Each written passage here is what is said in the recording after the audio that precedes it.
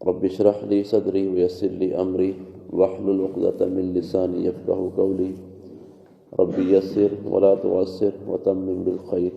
یا فتاح رب زدنی علما فہما بسم اللہ الرحمن الرحیم۔ اللہ رب العزت کی توفیق سے، اللہ کے کرم اور اس کی مہربانی سے درس قرآن پاک کے اس سلسلہ کے اندر فہم قرآن کے لیے، پیغام خداوندی کو جاننے کے لیے آج ہم آخری پارہ کی 105 نمبر سورۃ الفیل کے حوالہ سے پیغام خداوندی کو پڑھتے ہیں۔ یہ سورہ مبارکہ مکی صورت ہے، 1 رکوع اور 5 آیات پر مشتمل یہ سورہ مبارکہ ہے۔ اس کے اندر اللہ رب العزت نے ایک ظالم اور جابر بادشاہ کا ذکر کیا ہے، جس کے لاکھ لشکر کو اللہ کریم نے اپنی قدرت کاملہ سے پرندوں کے ذریعے ہلاک کیا تھا، اور اس کا نصیحت آموز واقعہ، عبرت آموز واقعہ قیامت تک کے لیے اللہ کریم نے اپنی پاک کتاب قرآن کے اندر بیان کر دیا اور جمع کر دیا، باقی رکھا، تاکہ ہم اس سے عبرت حاصل کریں کہ اللہ کریم اگر کسی سے چاہے تو اس انداز کے اندر بھی انتقام لے سکتا ہے، اگر اللہ کریم چاہے تو اس انداز کے اندر بھی لوگوں کے غرور کو اور تکبر کو توڑ سکتا ہے۔ ہاتھی والوں کا واقعہ بڑا مشہور ہے، اس کے حوالہ سے ہم پڑھتے ہیں، بسم اللہ الرحمن الرحیم۔ الم تر کیف فعل ربک باصحاب الفیل الم یجعل کیدہم فی تضلیل وارسل علیہم طیرا ابابیل ترمیہم بحجارۃ من سجیل فجعلہم کعصف مأکول۔ اللہ رب العزت اپنے پیارے محبوب صلی اللہ علیہ وسلم سے ارشاد فرما رہا ہے، الم ترى، اے محبوب کیا آپ نے نہیں دیکھا، کیف فعل ربک باصحاب الفیل، آپ کے رب نے ہاتھی والوں کے ساتھ کیا کیا، الم یجعل کیدہم فی تضلیل، کیا اللہ کریم نے ان کی سازشوں کو تباہ نہیں کر دیا، وارسل علیہم طیرا ابابیل، اور ان پر پرندے جھنڈ کے جھنڈ، فوج در فوج نہیں بھیجے، ترمیہم بحجارۃ من سجیل، جو پرندے ان پر کنکروں کے پتھر پھینکتے تھے، مارتے تھے، فجعلہم کعصف مأکول، بس ان کو بنا دیا کھائے ہوئے بوسے کی طرح، جانوروں کے کھائے ہوئے بوسے کی طرح ان کو بنا دیا۔ یہ تھا اس سورہ مبارکہ کا ترجمہ۔ اب اس کے اندر جو واقعہ بیان کیا گیا ہے وہ اصحاب الفیل کا ہے۔ یہ کیا واقعہ ہے؟ یہ حضور نبی کریم صلی اللہ علیہ وسلم کی دنیا میں تشریف آوری سے تقریباً 50 روز پہلے کا واقعہ ہے۔ حضور نبی کریم صلی اللہ علیہ وسلم عام الفیل کے سال، عام الفیل میں پیدا ہوئے، تشریف لائے دنیا کے اندر۔ یہی عام الفیل تھا جس سال میں ہاتھی والوں کا واقعہ ہوا، اور یہ واقعہ یوں ہوا، یمن کا اور حبشہ کا بادشاہ تھا جس کا نام تھا ابرہہ۔ ابرہہ نے یمن کے اندر اپنا ایک عبادت خانہ بنایا ہوا تھا، عیسائی بادشاہ تھا۔ جب اسے معلوم ہوا کہ مسلمان کعبۃ اللہ کی طرف جاتے ہیں، اس کا حج کرتے ہیں، کعبے کا طواف کرتے ہیں، مکہ مکرمہ میں جاتے ہیں، تو اس نے کہا کہ کیوں نہ میں یہاں پر ایک عبادت خانہ بنا لوں جو کعبۃ اللہ کے مقابلے میں ہو، اور لوگ وہاں جانے کی بجائے میری طرف آئیں اور اس عبادت خانے میں آ کے عبادت کریں۔ جب اس بات کی خبر اس نے بنا دیا، مکہ والوں کو ہوئی، مسلمانوں کو ہوئی، مکہ کے اندر رہنے والوں کو ہوئی، حضور کی تشریف آوری سے چند روز پہلے کا یہ واقعہ ہے۔ جب مکہ والوں کو اس کی خبر ہوئی تو سخت غصے میں آ گئے، اور ان میں سے ایک شخص نے غصے میں آ کے، عرب کے ایک شخص نے جا کے بطور ناراضگی اور مذمت کے اظہار کے لیے جا کے ابرہہ کے بنائے ہوئے عبادت خانے کے اندر گندگی کر دی، قضائے حاجت کر دی۔ جب ابرہہ کو یہ معلوم ہوا تو وہ انتہائی غصے میں آ گیا۔ اس نے قسم کھا لی کہ اب میں ضرور جا کر کعبۃ اللہ کو گرا دوں گا، جو مسلمانوں کا قبلہ ہے، کعبہ ہے، اس کو میں گرا دوں گا۔ تو اس نے کیا کیا کہ اس نے ہاتھیوں کی بہت بڑی فوج تیار کی، اور ان کو لے کر وہ کعبۃ اللہ پر چڑھائی کرنے کے لیے یمن سے مکہ کی طرف روانہ ہوا، اور راستے میں آ کر ایک مقام پر اس نے جب رکا، پڑاؤ کیا، تو اس نے پھر مسلمانوں کو مزید، بلکہ مکہ کے رہنے والوں کو اس نے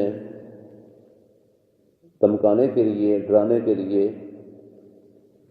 چوریاں اس کے لشکر نے شروع کر دی،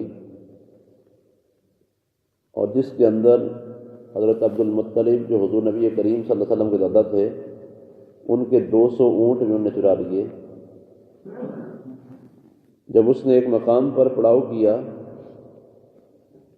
تو حضرت عبد المطلب اس کے پاس جاتے ہیں، اور اس نے، حالانکہ وہ تخت پر بیٹھا ہوا تھا، حضرت عبد المطلب کو جب دیکھا اس نے آتے ہوئے تو آپ کو اس نے بڑے اعزاز و اکرام کے ساتھ اپنی جگہ پر، تخت پر بٹھایا۔ علماء فرماتے ہیں کہ حضور نبی کریم صلی اللہ علیہ وسلم کی وجہ سے حضور کا نور جو تھا وہ ان کی پشت میں تھا، تو اس لیے انہوں نے ان کو، ابرہہ نے اپنے ساتھ تخت پر بٹھا دیا، بڑا اعزاز و اکرام کیا۔ پوچھا تم کیوں آئے ہو؟ تو حضرت عبد المطلب نے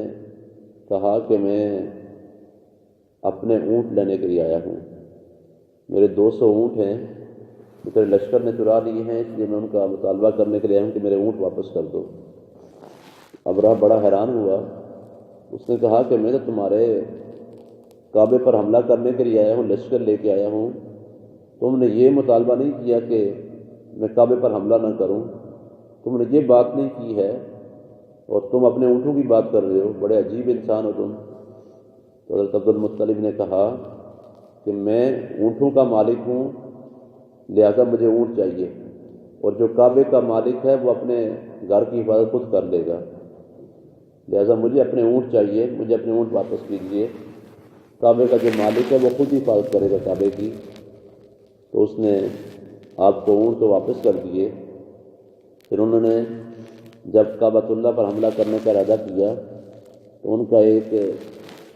سب سے بڑا اونٹ تھا، جس کا نام روایات میں مفسرین لکھتے ہیں کہ اس کا نام تھا محمود۔